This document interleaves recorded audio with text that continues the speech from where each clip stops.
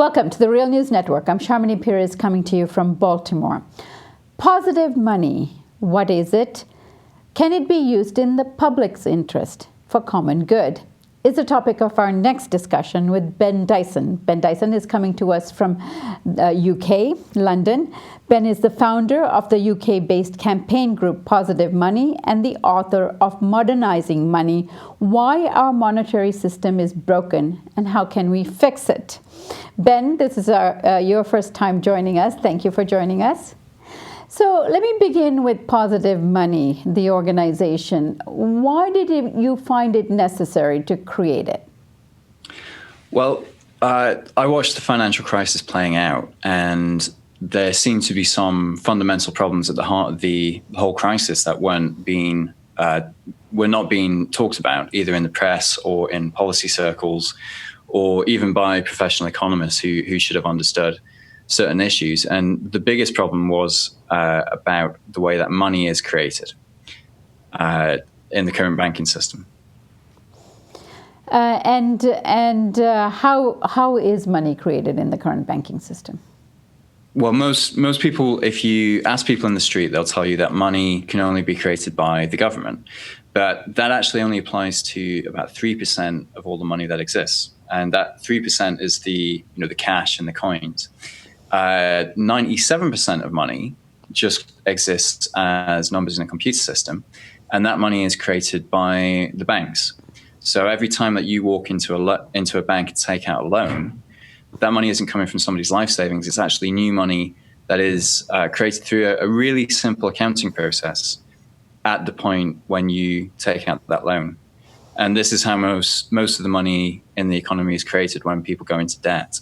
So it used to be that you would deposit money in a bank, they would take your money and put it in the vault and then give it back to you when you need it to buy something. And that doesn't happen. And this transition actually occurred with the ability for electronically transferring money. Explain to an ordinary person, how we are in this situation now of electronic transfer and how that allows banks to actually create money. Well, so a lot of people have the idea that when you put your money into a bank and then they go and lend that money out to somebody else, that would only work if the only kind of money that they could use was paper. But because most of the payments that people make now are made electronically, they're actually able to make these transfers using electronic money. It's really just an accounting entry. And it means they can effectively create new money whenever they make a loan through this simple accounting process. There's nothing illegal about it. It's just the way the entire financial system works today. So, Ben, just so that some of our viewers are clear, if this seems a bit abstract for you, it's not only you. You, Ben, recently did a survey among British MPs and found that their understanding of this whole financial sector and how it works is also not that great. Tell us a little bit about that survey. Yeah, so we commissioned a survey of members of Parliament in the UK, and we asked them, where does money come from? And these questions designed to find out if they understood how the financial system works. And what we found was that 71% of MPs came back and said that only the government is allowed to create money, including the numbers in your bank account. Now, the fact is, about 3 months before that, the Bank of England released a paper where they explained that it is the banks that create 97% of the money in our economy.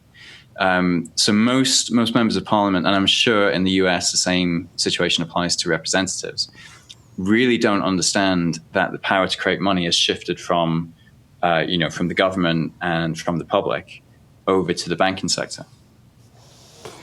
And what has been the reception to your survey? Are people surprised? I think yeah, there's been quite a bit of surprise. I think people thought that after the financial crisis, members of Parliament would be better informed on how the monetary and financial system works. But this, to be honest, we weren't surprised, because it's that lack of understanding that means that even though the crisis was, a few years ago, we haven't really found a solution to the problems. And we've kicked the can down the road, but we're doing a lot of the same mistakes that we were doing before the crisis. Right. So these are our government authorities, the MPs, and they're not only supposed to, help us manage our money, but actually do also oversight and regulate and make sure that it is responsibly done. So how do people who know so little, the MPs in this case, actually govern and regulate the system of money? Well, this is the point that we're making. If Parliament doesn't understand that the government no longer has power over the creation of money, then it cannot understand a lot of the things that have gone wrong. Things like the housing bubble, the huge rise in personal and household debts, the growing inequality. None of that really makes sense unless you understand whether the monetary system works. Because underneath the entire economy, it's fundamentally about money. And if you have the power to create money, then essentially you have the power to shape the economy. At the moment, that power to create money sits with the banks, the same banks that caused the financial crisis. Right. So the positive money and this whole movement of positive money is really against the authority that banks have to create money. You want the banks stripped of that power. And this is not a crazy idea. I mean, you had sent me an article from the Financial Times that actually takes this up as an issue. Martin Wolf takes it up as an issue, and he's an economist. And so this is not like a crazy idea that being proposed. Tell me a little bit more about that. What would that mean if banks were stripped of their right to create money? So this is an idea that's been around since the Great Depression of the 1930s. And the idea is really that you take the power to create money away from the banks, the banks that have shown that they can't be trusted with this power because of all the crises and the problems that it's caused.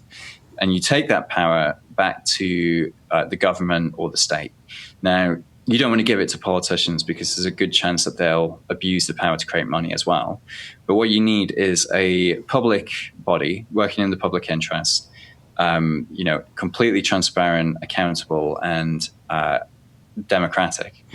And they would be responsible for creating the money that needs to be added to the economy, but they'd be doing it in the long-term interests of the economy rather than, the short-term interests of, one of the big banks. Isn't that the role of the Bank of England? Yeah, it could be the role of the Bank of England. At the moment, the Bank of England has really delegated that power to the commercial banks and then failed to control how they use it. Right. And what did you think of the $4.3 billion in fines that major banks received for their fraudulent activity in terms of the foreign exchange system and the ways in which they manipulated it? Recently, the British Finance Conduct Authority actually issued this fine.